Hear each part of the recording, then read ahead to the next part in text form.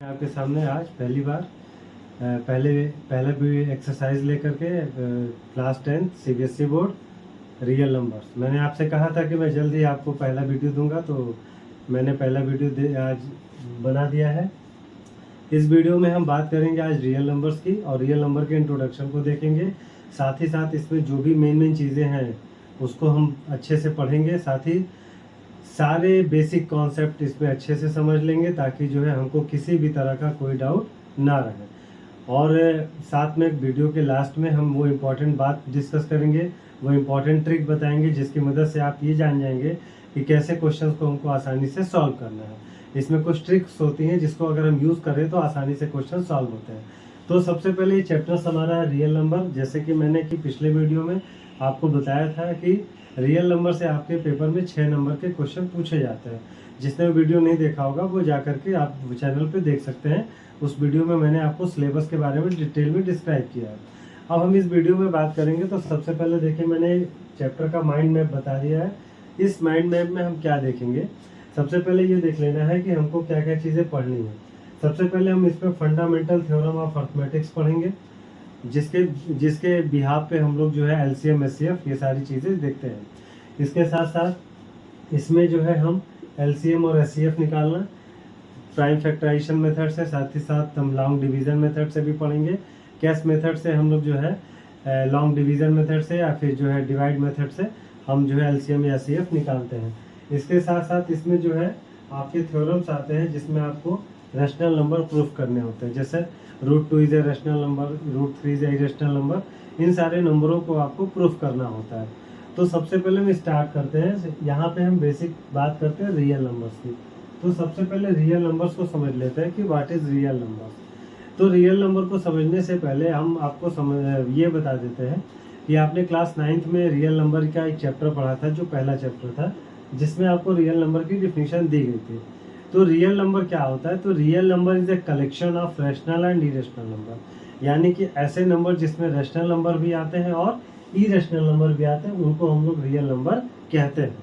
अब रैशनल और इरेशनल की बात क्या है? तो रैशनल नंबर वो नंबर होते हैं जिनको हम p/q के फॉर्म में लिख सकते हैं, यानी जिसमें जो और p और q एंड शर्त होती है कि q आपका 0 के बराबर नहीं होता है। तो ऐसे नंबर्स आपके क्या होते हैं? रैशनल नंबर्स होते हैं। उसी तरह इरेशनल नंबर्स होते हैं जिनको हम p/q के फॉर्म में नहीं लिख सकते, उनको हम लोग इरेशनल नंबर कहते हैं। तो अब रियल नंबर क्या होता है? तो real number is a collection of rational and irrational number. आसान भाषा में समझे तो जब आप मार्केट जाते हैं सब्जी लाने, तो एक सब्जी के लाने के लिए एक बैग ले जाते हैं। उस बैग में आप क्या लेते हैं? मार्केट से जो सब्जी खरीदते हैं उसमें रखते जाते हैं। तो that bags is a collection of vegetable. Same things उसी तरह जो है आपका real number is a collection of rational number and irrational number. ठीक है, आपको ये बात समझ में आ गई होगी कि रियल नंबर क्या होते हैं। अब इसके बाद इसमें जो सबसे बेसिक बात होती है, इसमें 2-3 चीजें होती हैं। पहला होता है प्राइम नंबर्स। तो what is prime numbers? Prime numbers क्या होते हैं? देखिए, ऐसे नंबर्स जो खुद से डिवाइड होते हैं और किसी या फिर 1 से डिवाइड होते हैं, ऐसे नंबर्स को हम लोग प्राइम नंबर्स कहते हैं। तो इसके लिए एग्जांपल के लिए जैसे आपका 2 होता है, 2 आपका 1 से डिवाइड होता है और 2 से होता है। उसी तरह अगर 3 को देख लिया जाए तो 1 से होता है और 3 से होता है। तो ऐसे नंबर जो खुद से डिवाइड होते हैं उनको हम लोग प्राइम नंबर कहते हैं। यहाँ 2 ही कॉन्सेप्ट इंपॉर्टेंट है, प्राइम नंबर और कंपोजिट नंबर का।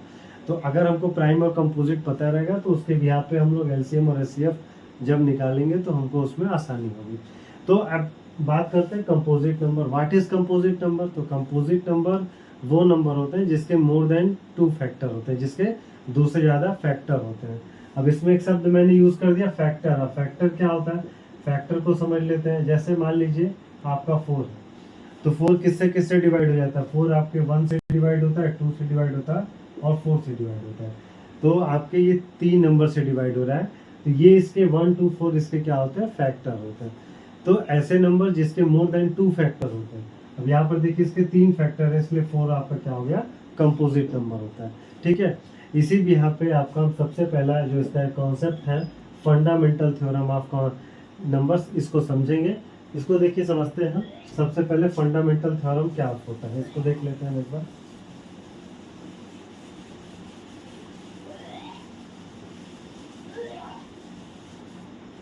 देखिए सबसे पहले क्या समझते हैं कि what is fundamental theorem. Fundamental theorem क्या होता है?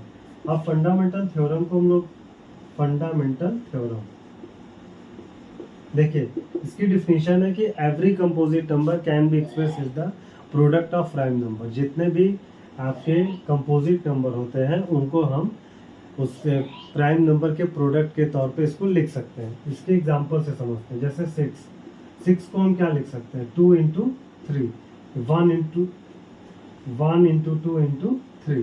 तो यहाँ पर देखिए 1 is a prime number, sorry 2 and 3। तो यहाँ पर देखिए 2 भी आपका प्राइम नंबर है and 3 is a prime number also. उसी तरह का 22 की बात करें तो इसको हम 2 इंटू 11 के तौर पर लिख सकते हैं। तो जितने भी कंपोजिट नंबर होते हैं उनको हम क्या कर सकते हैं? 6 as a product of prime numbers के तौर पे लिख सकते हैं। इसी को हम लोग फंडामेंटल थ्योरम्स कहते हैं। ठीक है, यानी आप समझ गए होंगे फंडामेंटल थ्योरम में क्या आएगा कि कोई भी कंपोजिट नंबर, सपोज आपने 16 ले लिया, अब अगर इसको हमें लिखना है किसके तौर पे? प्रोडक्ट के तौर पे प्राइम नंबर के, तो हम कैसे लिख सकते हैं? 2 इंटू 2 इंटू 2 इंटू 2, यानी 2 का power 4, it is a product of prime numbers. इसलिए इसको हम लोग, यही फंडामेंटल थ्योरम होता है। इसके बाद जो इसका सेकंड कॉन्सेप्ट है वो क्या है? सेकंड कॉन्सेप्ट इसका ये है कि अब हम आपको बताएंगे किस मेथड से आप एचसीएफ और एलसीएम इसमें निकालेंगे। एचसीएफ और एलसीएम क्या होता है इसको समझ लेते हैं पहले ठीक से। Just a minute.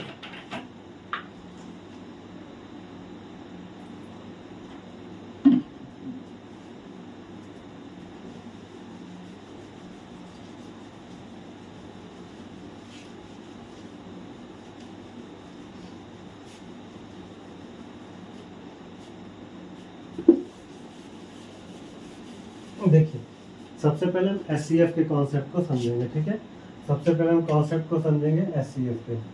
एचसीएफ का फुल फॉर्म होता है हाईएस्ट कॉमन फैक्टर। इसको कहते हैं हम लोग एचसीएफ। एचसीएफ के कॉमन में क्या चीज होती है? आप सबसे पहले कोई दो एग्जांपल्स इसको समझेंगे तो अच्छा आसानी से हम समझ पाएंगे। सपोज आपने 16 ले लिया और 24 ले लिया, इन दोनों का आपको एचसीएफ निकालना है। एचसीएफ भी दो तरीके से आप निकाल सकते हैं। फर्स्ट मेथड होता है prime factorization method, and second method is long division method या डिवीजन मेथड, दोनों इसको कहा जाता है। ठीक है, तो सबसे पहले हम समझते हैं प्राइम फैक्टराइजेशन मेथड से कैसे हम इसमें एलसीएम कैसे इसका एचसीएफ निकालेंगे। ठीक है, सबसे पहले देखिए 16 है, 16 है, इसको अगर हम डिवाइड करते हैं तो 16 को हमने कैसे लिख सकते हैं बताइए। 16 को अगर हम देखेंगे, आप छोटे क्लासेस में भी जो है जब आप एचसीएफ एलसीएम पढ़ते होंगे तो आपको ये पता होगा कैसे इसको स्टार्ट करते हैं। देखिए सबसे पहले हमने 16 लिखा, 16 को हमने लिखा 2 8 जा 16, फिर 2 से ये 4 हुआ, फिर 2 से किया तो ये 2 हो गया, 2 से कर दिया तो ये 1 हो गया। इसी तरह अगर 24 को अगर हम करें तो 24 को हो जाएगा 2 से करेंगे तो 12 होगा, फिर 2 से करेंगे तो 6 होगा, फिर 2 से करेंगे तो 3 होगा, 3 1 जा 3। अब इसमें आपको करना क्या है? अब इसमें आपको ये करना है, यहाँ हमने 16 लिखा था तो 16 का क्या लिखा? 2 इंटू 2 इंटू 2 इंटू 2, और इसके बाद अगर इसको चाहे तो ऐसे लिख सकते हैं 2 का पावर 4। सेम इसी तरह 24 को क्या लिख सकते हैं हमने? 2 इंटू 2 इंटू 2 इंटू 3, और इसको लिख सकते हैं 2 का पावर 3 इंटू 3। ठीक है, अब इसमें जब हम इसमें एचसीएफ लिखेंगे तो क्या देखते हैं? देखिए 2 का पावर 4 है और 2 का पावर 3 है, तो इसमें कौन कौन सी चीजें कॉमन होती है उसी को लिखा है। तो देखिए 2 यहाँ पर एक कॉमन है, एक 2 कॉमन है, एक 2 कॉमन है, और आपका इसलिए इसका एचसीएफ हो जाएगा 2 का पावर 3 दैट इज 8। तो इसका एचसीएफ हो जाएगा 8। इस मेथड से जो है, इस मेथड को हम लोग प्राइम फैक्टराइजेशन मेथड कहते हैं, और इस मेथड की मदद से हम लोग जो है किसी भी नंबर्स का एचसीएफ निकाल सकते हैं। ठीक है, सेम जो है इसी को अगर हम डिवाइड मेथड से निकालते हैं तो देखिए कैसे निकाला जाता है। ये आपका एचसीएफ मेथड था। अब अगर हम इसी को अगर डिवाइड मेथड से निकालते हैं तो देखिए इसको कैसे निकालते हैं। ठीक है, देखिए अब हम इसको निकालेंगे ऐसे, यहाँ पे होता है 16 लिख देंगे, यहाँ पे लिखेंगे 24, 16 1 जा 16 होता है, यहाँ पे लिखेंगे 16, इसको माइनस करेंगे 8 आएगा, और फिर इसी डिवाइड को आगे बढ़ा देंगे 16 टू द 16, और ये तब तक बढ़ाते हैं जब तक ये कट ना जाए। तो यहाँ पर का जो नंबर होता है that is will be HCF, तो इसका HCF हो गया 8। देखिए इस मेथड से, इस मेथड को कहा जाता है प्राइम, इसको डिवीजन मेथड बोलते हैं। इसके पहले वाले मेथड को हम लोग जो है प्राइम फैक्टराइजेशन मेथड कहते हैं, ठीक है। तो ये आपके दोनों मेथड्स है। इसके बाद नेक्स्ट बात आती है एलसीएम की। तो व्हाट इज एलसीएम? एलसीएम क्या होता है? अब एलसीएम को हम समझ लेते हैं एक बार।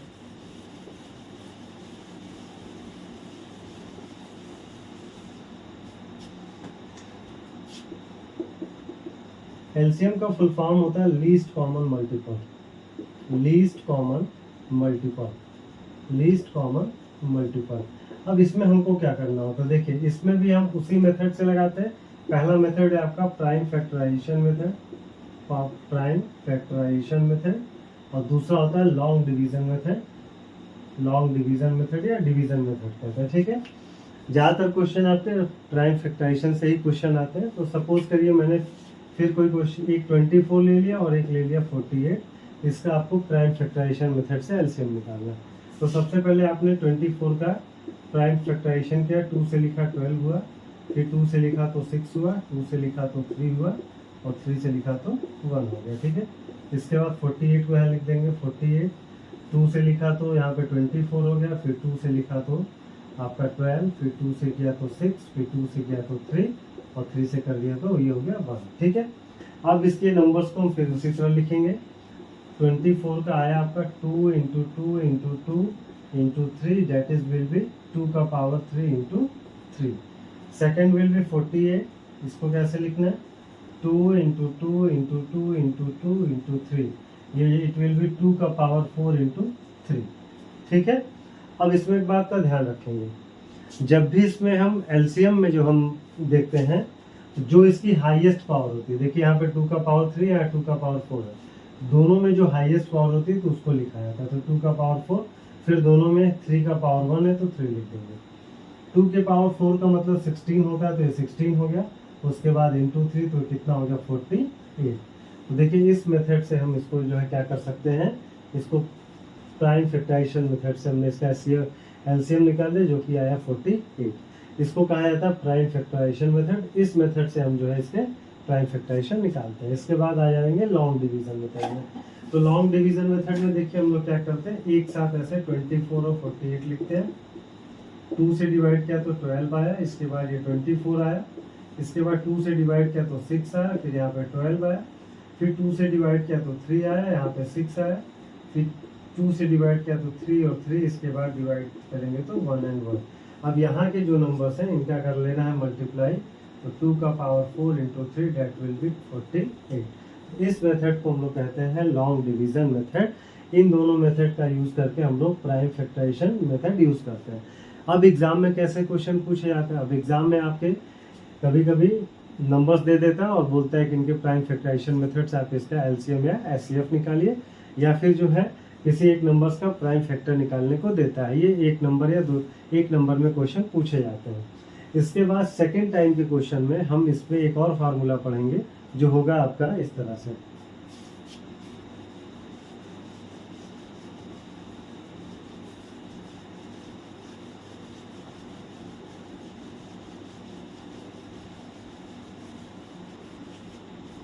सेकेंड में एक फार्मूला होता है LCM into HCL equal to product of two number, product of two number. अब इसका क्या मतलब है, इसको एक एग्जांपल से समझते हैं।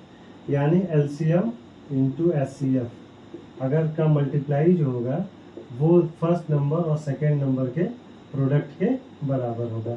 इसको एक एग्जांपल से समझ लेते हैं। सबसे पहले एक हम 20 लेते हैं और एक 40 लेते हैं। इन दो नंबर्स के जो है हमको इस फार्मूले को वेरीफाई करना है, और ऐसा क्वेश्चन आपके एनसीईआरटी में भी दिया हुआ है, इसको आप देख सकते हैं। तो सबसे पहले आप 20 का फैक्टराइजेशन कर लीजिए। 20 का कितना होगा, 2 से किया तो 10 हुआ, फिर 2 से किया तो 5 हुआ, फिर 5 से किया तो 1 हो गया। 40 से किया तो 40 का हो गया 20, 20 का हो गया 10, 10 का हो गया 5, और 5 का हो गया 1। अब अगर 20 को फैक्टराइज करेंगे तो 2 इंटू 2 इंटू 5, और यहाँ पर 40 को करेंगे तो 2 इंटू 2 इंटू 2 इंटू 5, यानी यहाँ पे 2 का पावर 2 इंटू 5 है और यहाँ पे 2 का पावर 3 इंटू 5 है। तो जब आप एलसीएम निकालेंगे तो उस कंडीशन में 2 का पावर 3 इंटू 5 होगा, दैट इज 40 होगा। और अगर आप इसी का एचसीएफ निकाल दें तो देखिए एचसीएफ में क्या होता है, जो मिनिमम पावर होती है वो ली जाती है, यानी 2 का power 2 into 5, that is 4 into 5 कितना हो जाएगा, 20 होगा। तो आपका देखिए एलसीएम कितना आ गया, एलसीएम आया 40 और एचसीएफ कितने आ गए भाई, आपके आ गए 20। ठीक है, ये दो चीज़ें आ गई आपकी। अब इस फार्मूले के हिसाब से अगर इसको रखते हैं तो 40 इंटू 20 कितना आएगा, देखिए 40 इंटू 20 आएगा 800। ठीक है, इधर का मल्टीप्लाई आ गया 100। फर्स्ट नंबर आपका कितना था, 20 था, और सेकंड नंबर कितना था, 40 था। इन दोनों का मल्टीप्लाई किया तो भी कितना आ गया, 800। तो देखिए इस तरह ये फार्मूला हो गया वेरीफाइड। तो इस फार्मूले को हम लोग जो है, इस फार्मूले के यूज से किसी किसी क्वेश्चंस में आपके एलसीएम निकालने को देता है, एचसीएफ निकालने को देता है। तो ये सारी चीज़ें जो है आपके, ये अभी एलसीएम और एचसीएफ से रिलेटेड है। इसके बाद और भी क्या चीज़ें आती हैं, एलसीएम और एचसीएफ से जो है रिलेटेड आपके न्यूमेरिकल्स आते हैं, जिसमें आपको ये पता करना होता है कि किस क्वेश्चंस में हमको एलसीएम निकालना है, किस क्वेश्चन में हमको एचसीएफ निकालना है। तो जो नेक्स्ट वीडियो होगा उसमें हम जो है कुछ न्यूमेरिकल क्वेश्चंस को सॉल्व करेंगे, जिसमें हम देखेंगे कि कैसे हम किस क्वेश्चन में हमको न्यूमेरिकल एचसीएफ निकालना है और किस में हमको एलसीएम निकालना है। और उसके बाद जो लास्ट इसके बाद वाला जो वीडियो होगा, यानी जो सेकेंड वीडियो होगा इसका, उसमें हम जो है इसके इरेशनल नंबर्स को प्रूफ करना सीखेंगे, जो कि एग्जाम में पूछे जाते हैं। लेकिन मैंने जो भी ये भी कॉन्सेप्ट बताया, यहाँ से जो है आपका एकदम बेसिक कॉन्सेप्ट था। इस कॉन्सेप्ट के बेस पे क्वेश्चंस आपके पेपर्स में आते हैं, और अगर आप इसको अच्छे से समझ लेते हैं तो आप वहाँ से नंबर गेन कर पाएंगे। ठीक है, तो मिलते हैं आपको नेक्स्ट वीडियो में, और तब तक जो है आप इस वीडियो को देखिए और कुछ क्वेश्चंस लगा